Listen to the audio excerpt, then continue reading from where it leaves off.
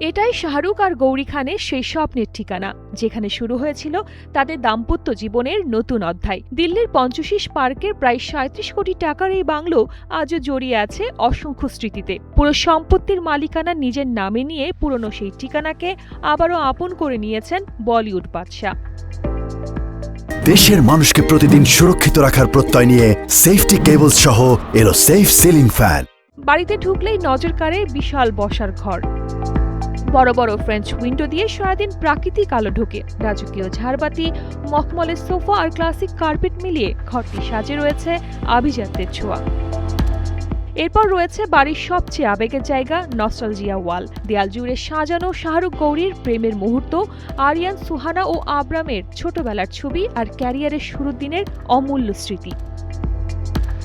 গৌরী খানের রুচিশীল স্পর্শে বেডরুমটিও আলাদা আকর্ষণ তৈরি করেছে।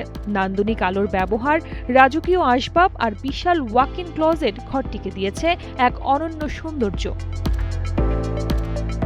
বাড়ির খোলামেলা সবুজ লন পরিবারের একসঙ্গে সময় কাটানোর প্রিয় জায়গা, আর ঘরের কোণে কোণে রাখা দেশ বিদেশ থেকে সংগ্রহ করা ভাস্কর্য, অ্যান্টিক শোপিস ও বিখ্যাত শিল্পীদের পেইন্টিং পুরো বাংলোটিকে যেন একটি ব্যক্তিগত আর্ট গ্যালারিতে পরিণত করেছে।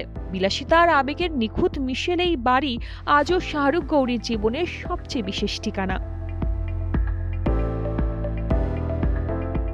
শার্লিন সুমি, কালের কণ্ঠ।